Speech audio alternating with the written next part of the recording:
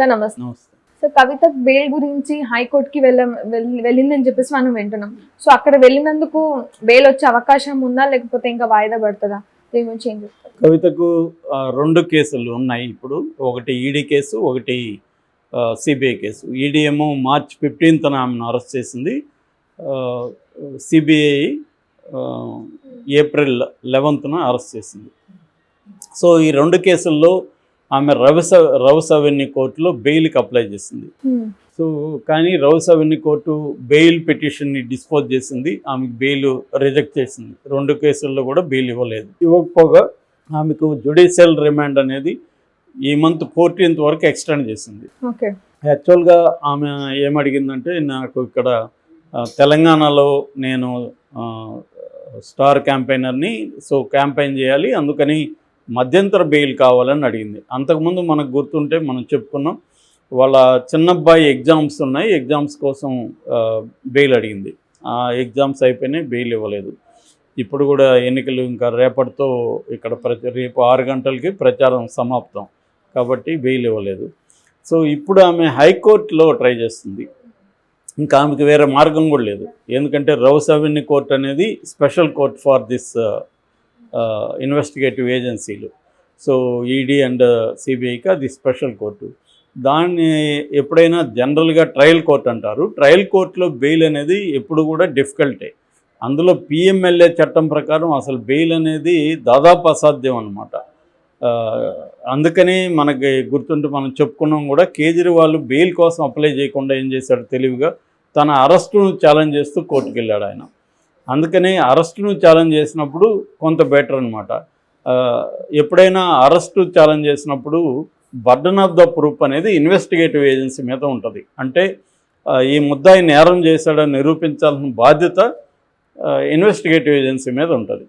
Bail మీద వెళ్ళినప్పుడు reverse. Bail మీద వెళ్ళినప్పుడు ఏమవుతుందంటే, నేను నేరం చేయలేదు అని ముద్దాయి నిరూపించుకోవాల్సి ఉంటుంది. సో దీంట్లో పిఎంఎల్ఏలో 2 సెక్షన్లు ఉన్నాయి. సెక్షన్ 17 ప్రకారం ఇన్వెస్టిగేటివ్ ఏజెన్సీ అరెస్టును సమర్థించుకోవాల్సి ఉంటుంది. ఈ వ్యక్తి నేరం చేశాడు కాబట్టి మేము అరెస్ట్ చేసాం, ఇదిగోండి సాక్ష్యాలు అని కోర్టుకి చెప్పాల్సి ఉంటుంది. అయితే బెయిల్ వచ్చేసరికి పిఎంఎల్ఏ సెక్షన్ 45 ప్రకారం ట్విన్ కండిషన్స్ మీట్ అవ్వాలి. ట్విన్ కండిషన్స్ అంటే, ఒకటేమో పబ్లిక్ ప్రాసిక్యూటరు ఎంతసేపు అయినా దీని మీద మాట్లాడచ్చు, కౌంటర్ చేయొచ్చు వద్దని. మామూలుగా అయితే రెగ్యులర్గా కేసుల్లో బెయిల్ 15 నిమిషాల కంటే ఎక్కువ విచారించకండి సుప్రీంకోర్టు అనేక సార్లు ఆదేశాలు జారీ చేసింది. ఎందుకంటే అంతకంటే మినీ ట్రయల్ లాగా చేయకండి అని బెయిల్కి. జనరల్గా బెయిల్లో చూసే అంశాలు ఏంటంటే 3 అంశాలు. ఒకటేమో ఫ్లైట్ రిస్క్ అంటారు. ఫ్లైట్ రిస్క్ అంటే ఈ వ్యక్తి విదేశాలకు పారిపోతాడా, రెండోదేమో సాక్ష్యాధారాలని తారుమారు చేస్తాడా, మూడోదేమో సాక్షుల్ని బెదిరించడం కావచ్చు, లేకపోతే వాళ్ళని ప్రలోభ పెట్టడం కావచ్చు, అంటే ఇన్ఫ్లుయెన్స్ చేస్తాడా. ఈ 3 అంశాలు పరిగణలోకి తీసుకొని జనరల్గా ఐపీసీ కింద బెయిల్ ఇస్తుంటారు. కానీ ఇది ప్రత్యేక చట్టాలు వేరేగా ఉంటాయి. పిఎంఎల్ఏ అనేది ఒక preventive of money laundering act అనేది 2002లో వచ్చింది. అది సపరేట్గా ఉంటుంది అనమాట. అందుకని కవిత ఇప్పుడు ఆ చట్టం కింద ఉంది కాబట్టి ఇప్పుడు ఆమెకి 2 కేసుల్లో బెయిల్ రావాలి. ఇటు ఈడీలో రావాలి, సిబిఐ రావాలి. ఈ రెండిట్లో కూడా బెయిల్ వచ్చే అవకాశం అయితే నాకు తెలిసి ఇప్పుడు అంతా లేదనమాట. ఎందుకంటే ఇప్పుడు కేజ్రీవాల్కి కూడా సుప్రీంకోర్టు బెయిల్ ఎందుకు ఇవ్వాలనుకునిందంటే, 25వ తేదీ ఢిల్లీలో ఎన్నికలు జరుగుతున్నాయి కాబట్టి మామూలుగా లెవెల్ ప్లేయింగ్ గ్రౌండ్ అనేది అందరికీ ఉండాలి. ప్రజాస్వామ్యంలో ఎన్నికలు అంటే అందరూ కూడా ఈక్వల్ ఆపర్చునిటీస్లో పొలిటికల్ పార్టీలు పనిచేసుకోగలగాలి. సో ఇది ఆయనకి ఇప్పుడు ఆయన ఎన్నికల ముందు అరెస్ట్ చేయడం వల్ల వాళ్ళ ఆప్ అనే ఒక పొలిటికల్ పార్టీ భవిష్యత్తు ప్రశ్నార్థకం అవుతుంది. ఎందుకంటే ఎన్నికలు మళ్ళీ రావు, 5 ఏళ్ళకి ఒకసారి వస్తాయి.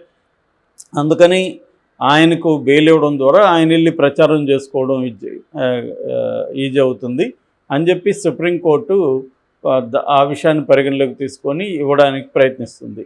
అందుకని ఆయన కండిషన్లు కూడా పెట్టింది. నువ్వు మళ్ళీ వెళ్ళి సీఎం లాగా ఫైల్ మీద సంతకాలు పెట్టడం, సీఎం లాగా యాక్ట్ చేయడం అనేది చేయకూడదు. ఓన్లీ ఒక పొలిటికల్ పార్టీ హెడ్ లాగా నువ్వు నీ ప్రచారాలు అవి చేసుకోవచ్చు, కానీ ఈ కేసు గురించి మాట్లాడడం కానీ సీఎం లాగా సంతకాలు పెట్టడం ఫైళ్ళ మీద ఇవన్నీ చేయకూడదు అని చెప్పింది.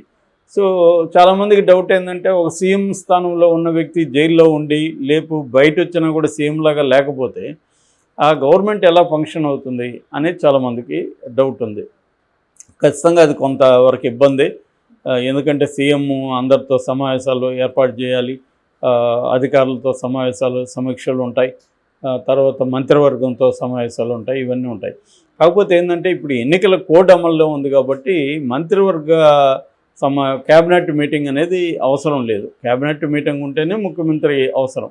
అదర్వైజ్ ఏ శాఖ ఆయా శాఖ మంత్రులు ఉంటారు కాబట్టి వాళ్ళు సంతకాలు పెడతారు ఆ ఫైల్ మీద, జరిగిపోతూ ఉంటుంది. డే టు డే యాక్టివిటీకి ఏమి ఇబ్బంది ఉండదు సీఎం ఆబ్సెంట్ అయినా కూడా. కాబట్టి ఆ రకంగా నడుస్తుంది ఢిల్లీలో. కాకపోతే రేపు క్యాబినెట్ మీటింగ్ పెట్టాల్సిన పరిస్థితి, అసెంబ్లీ సమావేశాలు ఉన్నాయి, దానికి ముందు ఖచ్చితంగా క్యాబినెట్ మీటింగ్ పెట్టాలి. అట్టేటప్పుడే ఇబ్బందులకు వస్తుంది. లక్కీగా ఎన్నికల వరకు ఆ ఇబ్బంది అయితే కేజ్రీవాల్కి లేదు కాబట్టి ఆయన బయటకు వచ్చి ఉండొచ్చు. రెండోది మధ్యంతర బెయిలే కావచ్చు, ఎన్నికల తర్వాత మళ్ళీ బెయిల్ క్యాన్సిల్ అయ్యి ఈయన మళ్ళీ జైలుకి వెళ్ళే అవకాశం ఉంది. అలాగానే జైలుకి వెళ్తే మాత్రం ఆయన ముఖ్యమంత్రికి రిజైన్ చేసి ఎవరినో ఒకరిని పెట్టాల్సి ఉంటుంది. లేకపోతే మాత్రం ఆయన ఇబ్బంది అవుతుంది. ఎందుకంటే అక్కడ ఆల్రెడీ ఇంకొక కేసు కూడా ఆయన మీద సిక్కుల దగ్గర డబ్బు తీసుకున్నాడు 130 కోట్లు ఎంతో అని ఇంకొక కేసు కూడా పెట్టమని అక్కడున్న లెఫ్టినెంట్ గవర్నర్ సక్సేనా హోంశాఖకి రిపోర్ట్ చేశాడు. అది కూడా జరుగుతుంది ఖచ్చితంగా. సో ఏదేమైనా కేజ్రీవాల్కి కూడా మధ్యంతర బెయిల్ వస్తే ఎన్నికల వరకు వస్తుంది కానీ మళ్ళీ ఆయనకి జైలుకి వెళ్ళాలి. సో ఈ నేపథ్యంలో ఈ కేసులో ఛార్జ్షీట్లు ఏమైనా పెట్టి త్వరగా చేస్తే కానీ జరగదు. ఒక వారంలో సిబిఐ ఛార్జ్షీట్ వేస్తానని చెప్తుంది. నాకు తెలిసి వాళ్ళు సిబిఐ ఛార్జ్షీట్ వేసినా వాళ్ళ టెక్నిక్ ఏంటంటే అనుబంధ ఛార్జ్షీట్లు వేస్తూనే ఉంటారు. ఆ మధ్య కూడా సుప్రీంకోర్టు ఈడీ మీద చాలా కోపాన్ని ప్రదర్శించింది. ఎవరంటే హేమంత్ సొరేన్ అనుచరుడి విషయంలో ఆయన దాదాపు 1 year జైల్లో ఉంటే మీరు అనుబంధ పిటిషన్లు వేస్తూనే ఉన్నారు, ఫైనల్ అనుబంధ ఛార్జ్షీట్లు వేస్తూనే ఉన్నారు, ఫైనల్ ఛార్జ్షీట్ వేయలేదు. ఫైనల్ ఛార్జ్షీట్ వేస్తే ఆయనకి డిఫాల్ట్ బెయిల్ ఇచ్చే అవకాశం ఉంటుంది. మీరు ఫైనల్ ఛార్జ్షీట్ వేయకుండా ప్రొలాంగ్ చేస్తూ ఉంటే బెయిల్ ఇచ్చే పరిస్థితి మాకు ఉండదు. ఇది రాంగు, మీరు ఫైనల్ ఛార్జ్షీట్ వేయండి అని సుప్రీంకోర్టు అనింది. అలాగా కవిత విషయంలో కూడా ఫైనల్ ఛార్జ్షీట్ వేయగలిగితే బెయిల్ వచ్చే అవకాశం ఉంది. కాబట్టి అదర్వైజ్ బెయిల్ లేదు. కేసీఆర్ని ఎన్డీఏలో చేర్చుకునే అవకాశం ఉండి, అంటే కేసీఆర్కి ఈసారి ఒక 5-6 ఇక్కడ సీట్లు వచ్చి రేపొద్దున ఎన్డీఏ గవర్నమెంట్ ఫామ్ కావడానికి కేసీఆర్ అవసరం అయితే అప్పుడు కేసీఆర్ కండిషన్ పెడతాడు నేచురల్గా. కేసీఆర్ అదే అంటున్నాడు, సంకీర్ణ ప్రభుత్వం వస్తుందని. సో ఒకవేళ ఏమన్నా సంకీర్ణ ప్రభుత్వం వస్తే, హంగ్ పార్లమెంట్ వస్తే అప్పుడు కేసీఆర్ అవసరం ఉంటే అప్పుడు కండిషనల్గా ఆ అమ్మాయిని విడుదల చేస్తారు. అదర్వైజ్ కవితకు బెయిల్ ఇప్పుడిప్పుడే హైకోర్టు పోయినా సుప్రీంకోర్టుకు పోయినా కూడా బెయిల్ రాదు. సుప్రీంకోర్టు అయినా హైకోర్టు అయినా ఫ్రీగా లేదు. మిగతా కేసుల్లో తీసుకున్న నిర్ణయాల్ని తీసుకోలేవు. పిఎంఎల్ఏ చట్టం అనేది వాళ్ళ చేతుల్ని కట్టేస్తుంది. కాబట్టి పిఎంఎల్ఏ చట్టం కింద కవితకు బెయిల్ రావడం అనేది నాకు తెలిసి ఇప్పుడిప్పుడే రాదు. ఖచ్చితంగా 1 year అయినా కూడా రాకపోవచ్చు. ఎందుకంటే ఆల్రెడీ ఉప ముఖ్యమంత్రి మనీష్ సిసోడియా ఉన్నాడు, ఆయనకి బెయిల్ రాలేదు. విజయ్ నాయర్ ఉన్నాడు, రాలేదు. మొన్ననే ఎయిర్లైన్స్ వ్యవస్థాపకుడు, ఆయనకి బెయిల్ రాలేదు. సో అలాగా చాలామంది ఈ కేసుల్లో ఉన్న వాళ్ళకి ఈడీ అండ్ సిబిఐ కేసుల్లో ముఖ్యంగా పిఎంఎల్ఏ చట్టం కింద బెయిల్ అనేవి అంత ఈజీగా రావు. కాబట్టి కవిత కూడా మెంటల్గా నాకు తెలిసి ఆమె కూడా మనకి ఇన్ని తెలిసినప్పుడు వాళ్ళకి లాయర్లు పెద్దవాళ్ళు ఉన్నారు, చెప్పకుండా ఉంటారా, ఆమె కూడా ప్రిపేర్ అవుతుంది. కానీ చేయాల్సిన ఈ ప్రాసెస్ అయితే చేయాలి కదా. రేపు పొద్దున సుప్రీంకోర్టులో అడగాలన్నా కూడా నేను ఇక్కడ చేశాను, ఇక్కడ అప్లై చేశాను, ఇక్కడ చేశాను, ఇవన్నీ చెప్పుకోవాలి కదా.